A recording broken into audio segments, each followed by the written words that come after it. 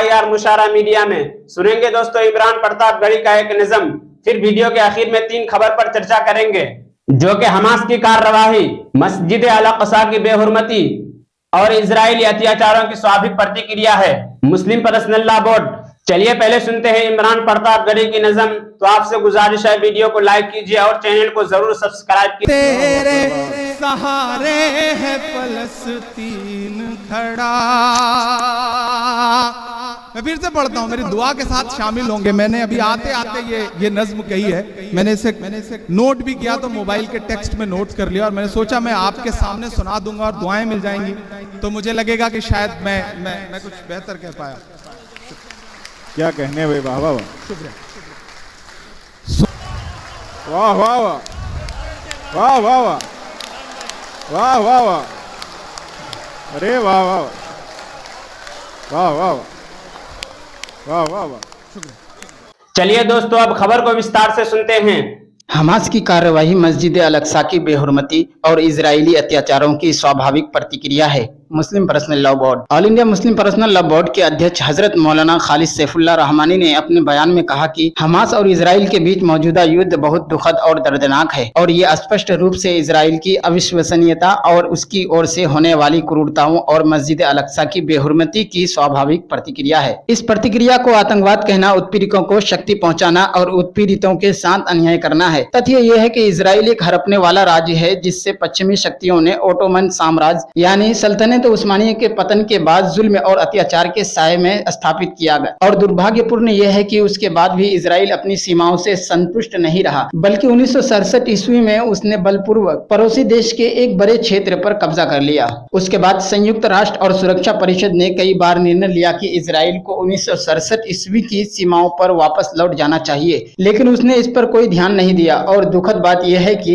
इन सब के बावजूद बड़ी शक्तियां इजराइल का समर्थन करती रही हैं और भारत के जवाहरलाल नेहरू से लेकर अटल बिहारी वाजपेयी तक की ये नीति रही कि इजराइल को संयुक्त राष्ट्र के प्रस्ताव का पालन करना चाहिए। मगर दुखद इस बात का है कि देश के वर्तमान प्रधानमंत्री नरेंद्र मोदी ने भारत की परंपरा को नजरअंदाज करते हुए शोषितों के बजाय उत्पीड़कों का खुल्लम खुल्ला समर्थन किया। ये पूरे देश के लिए बेहद शर्मनाक और दुखद है। तो यह है कि वर्तमान हमास इजराइल युद्ध का असली कारण इजराइल है। फिलिस्तीनी अपने ऊपर हुए उत्पीड़न का बचाव कर रहे हैं और इसका समाधान तत्काल युद्ध विराम है। संयुक्त राष्ट्र के निर्णय के अनुसार फिलिस्तीन के एक स्वतंत्र राज्य की स्थापना हो और फिलिस्तीनियों और इजरायलियों दोनों के साथ न्याय हो। फिलिस्तीन के समर्थन में आए शिया समुदाय के उलमा बोले इजराइल फिलिस्तीनियों पर जुल्म कर रहा है। इजराइल और फिलिस्तीन के बीच लगातार 5वें दिन भी युद्ध जारी है। इस युद्ध को लेकर पूरी दुनिया 2 धड़ों में बढ़ चुकी है। कुछ इसको आजादी की लड़ाई बता रहे हैं तो कुछ हमला बता रहे हैं।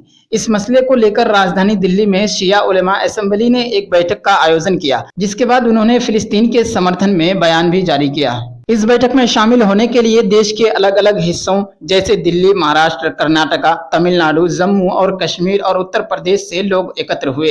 बैठक की शुरुआत मौलाना सैयद नामदार अब्बास साहब द्वारा पवित्र कुरान के पाठ से हुई। इसके बाद उन्होंने कई महत्वपूर्ण चीजों उन्होंने शिया उलेमा असेंबली और उसके लक्ष्यों के बारे में प्रचार करने के लिए भारत के महत्वपूर्ण शहरों से प्रतिनिधियों को चुना। बैठक के दौरान उन्होंने लंबे समय से पीड़ित फलस्तीनी लोगों के लिए मजबूत समर्थन दिखाया। उन्होंने हमास नामक संगठन के साहसी कार्यों की प्रशंसा की जो इजराइल सरकार के खिलाफ खड़े हैं। बैठक में सभी को दिखाए गए एक वीडियो में उन्होंने इजराइल जो कर रहा है उस पर अपनी अस्वीकृति व्यक्त की और फिलिस्तीनी लोगों की सफलता के लिए प्रार्थना की। फिलिस्तीन को मिला इजराइल के सांसद ओफर कासिफ का साथ। बोले आज जो हालात बने हैं उसके लिए प्रधानमंत्री बेंजामिन नेतन्याहू की नीतियां जिम्मेदार है। इजराइल द्वारा फिलिस्तीन के ऊपर किए जा रहे हमलों को लेकर इजराइल के एक सांसद ने अपने ही प्रधानमंत्री की निंदा की है। उनका कहना है कि आज जो हालात पैदा हुए हैं उसके लिए प्रधानमंत्री बेंजामिन नेतन्याहू की नीतियां जिम्मेदार है। सांसद ओफर कासिफ के मुताबिक मैंने नेतन्याहू को चेतावनी दी थी कि अगर उनकी सरकार फिलिस्तीनियों के प्रति अपनी नीतियों में बदलाव नहीं करती है तो इस प्रकार की स्थिति पैदा हो सकती है। द लंदन टॉप की रिपोर्ट के मुताबिक सांसद ओफर कासिफ ने अल जजीरा से बात करते हुए कहा कि हम निर्दोष लोगों पर किसी भी तरह के हमले की हम निंदा करते हैं। मैंने कई बार प्रधानमंत्री को चेतावनी देते हुए कहा कि आपकी नीतियों की कीमत हम सबको चुकानी पड़ेगी। बेंजामिन नेतन्याहू की नीतियों से खासकर दोनों तरफ जो निर्दोष लोगों को नुकसान होगा, लेकिन वो नहीं माने और आज दुर्भाग्य से वही हो रहा है। दोनों तरफ से निर्दोष लोग मारे जा रहे हैं। ओफर कासिफ का कहना है कि इजराइल की सरकार एक फांसीवाद सरकार है, ये फलस्तीनियों के खिलाफ नरसंहार का समर्थन करती है। दोस्तों, इन सब खबरों को सुनने के बाद आप अपनी राय में क्या कहना चाहते हैं वह नीचे कमेंट बॉक्स में जरूर बताएं। इस तरह के वीडियो के लिए आप हमारे इस चैनल को जरूर सब्सक्राइब करें। मिलते हैं किसी और वीडियो में ऐसे ही नई नज़म और नई खबरों के साथ। तो जब तक के लिए दीजिए मुझे इजाजत और रखिए अपना ख्याल। आप देख रहे थे IR मुशारा मीडिया और मैं आपके साथ मोहम्मद साकिब। अस्सलामु अलैकुम व रहमतुल्लाहि व बरकातुहू।